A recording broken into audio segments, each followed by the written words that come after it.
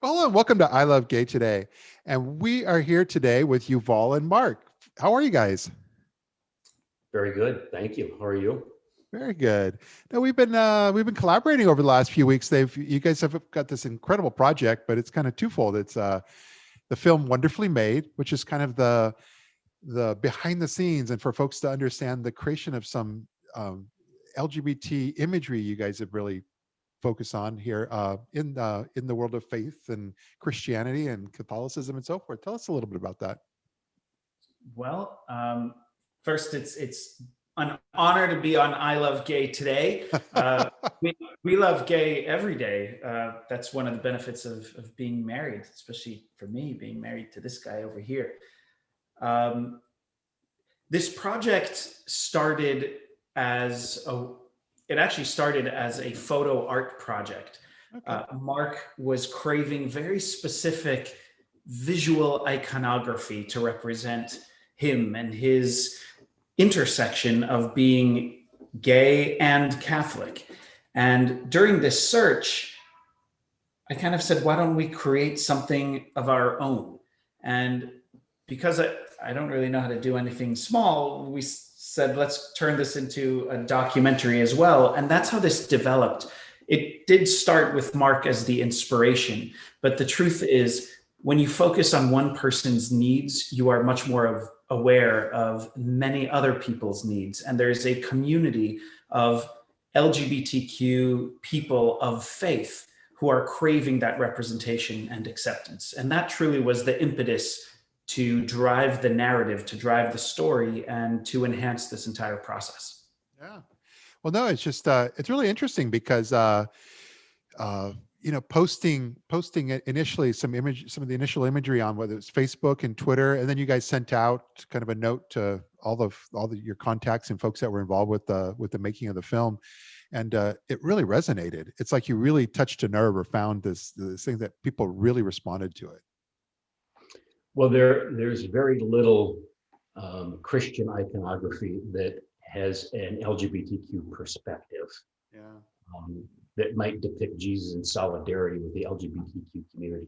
There's a little bit out there, but we decided to take it to a whole new level by creating some very high-end photo art.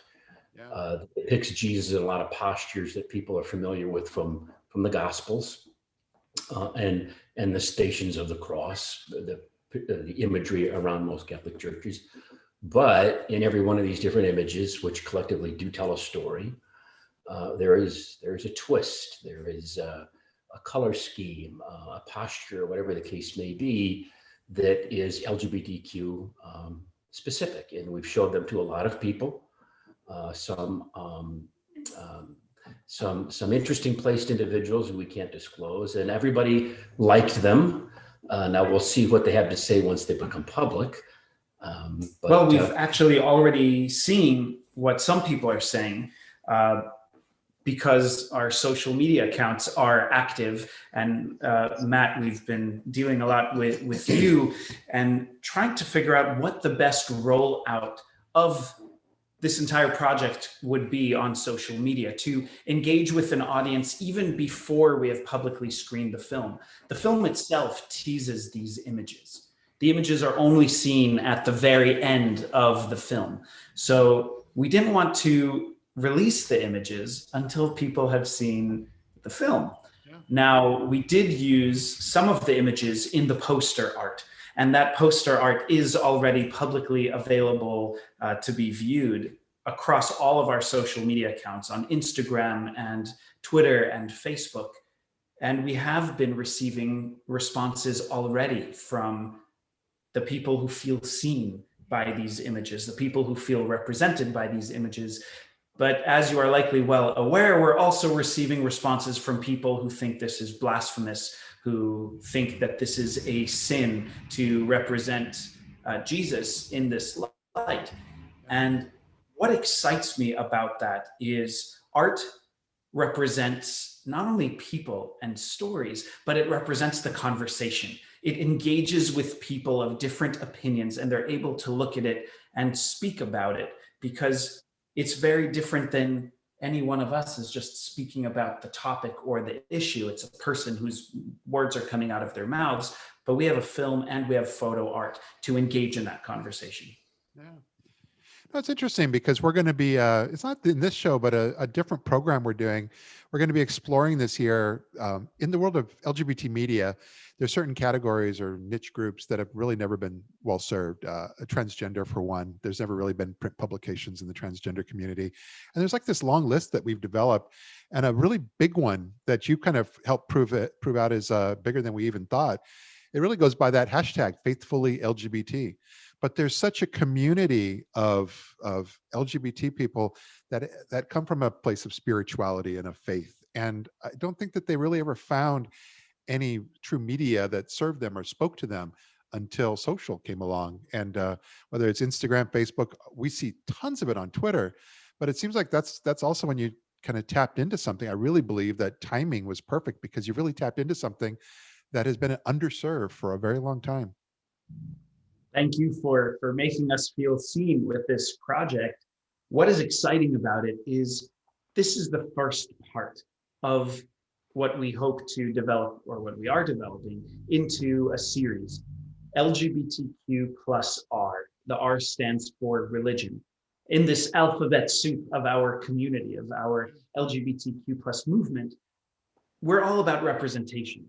When we realize that somebody isn't represented, we must represent them, because that's what we do. That's what we do when we use pronouns, when we say, these are my pronouns. This is how I wish to be seen. So right now with this project, we have an opportunity to let other people be seen. We're starting out with Wonderfully Made, the first part of this docu-series, which deals with the reimagining of Jesus as a member or supporter of the LGBTQ community, and with a specific focus on Catholicism, the LGBTQ Catholics and their relations with the church. Well, we're also hoping to take this on to deal with every denomination, every religion, every faith, and really make people be represented artistically and in this film, to give people something to watch, to speak about, and to engage with. Yeah. No, we'll include, you have a great teaser video, and we'll include that even at the end of this so that people can see that as well. But what's really interesting that are out now. Exactly. And what's interesting about that is just that it's all about timing. Like we were saying, the timing is such that when your video starts out, it's about it shows kind of violent scenes of activism and police brutality in conjunction with people protesting just all over the world under the theme of LGBT. And yet when you see that imagery, you see that video, it really resonates a lot this week after what we saw at the Capitol last week. So I have a feeling that video and things that are being pushed out there are going to hit even more of a nerve, which is probably a good thing, as you were describing. Well, as you mentioned, the beginning of the teasers that are now available on the Wonderfully Made and LGBTQ+R social media channels, which hopefully you link in this interview. Absolutely. They do show that teaser. They do show the tumultuous situation that many LGBTQ people face when they try to be out and proud. The we're here, we're queer, get used to it sort of mantras are oftentimes challenged, especially within communities of faith. So you mentioned the brutality that you see in the imagery and the videos that we have within the documentary. And it's brutality coming from all directions. And we just want to truly make people feel seen and eventually take it to a place of peacefulness and love. Yeah.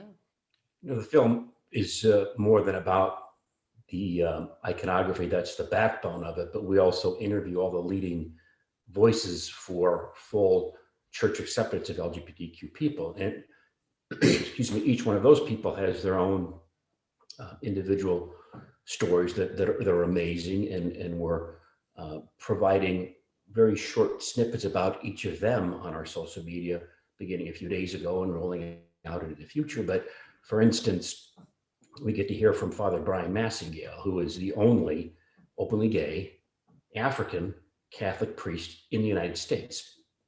And he's actually very heavily involved in Black Lives Matter. Yeah. And you get to hear some phenomenal perspectives of a man who has a truly unique position, including things like what he feels like when he walks into a church and sees nothing but white angels and white depictions of the Holy Family. And so he's only one of several voices we have in the film, but they're all very unique, full-time, unbelievably dedicated advocates in their work. Actually, really literally does save lives. We've got some horrible stories to tell of people that they have counseled and tried to help over the years. But that's another really huge part of the film, and the film is really a lot about them and for them and helping them in their work. They were actually the inspiration for the iconography and the film. Yeah. No, I know, and I've seen a lot of the feedback, and so I know people are excited and looking forward to being able to see this. And I know hopefully in 2021 there will be a film festival debut and premiere that we could all announce. And in the meantime, just I very much look forward to being able to continue putting some imagery out there, working with you guys, and then also just seeing kind of where all this project leads and goes. Absolutely. It's been a running theme throughout a lot of the work that I create as a filmmaker. In addition to my approach to being an actor and director, it's all about representation. It's all about revealing these characters, these stories, and connecting to an audience in a unique way. And it's exciting to have that running theme throughout my entire body of work, and now to collaborate with my husband on this film that is not only helping all of these other people, but as I said, it's helping you, Mark. That is so meaningful and exciting for me. Yeah. Well, this is great. And I really appreciate you guys being able to take a few moments of your time to kind of share your story with everyone here. And like I said, look forward to working with you and seeing where all this goes. Absolutely. And for any of your viewers who are interested in connecting with us, Matt is going to share our social media accounts. We are active on our social media accounts. It's easy to find us both and the film across just about every platform. Absolutely. Well, thanks for being here, you guys. Thank you so much. What a pleasure. All right. Take care. Bye. Bye. People who were so oppressed by the negative messages that they got that they ended their own lives. Irreparable spiritual harm. Unforgivable. And when you persecute the LGBT person, you're persecuting Christ.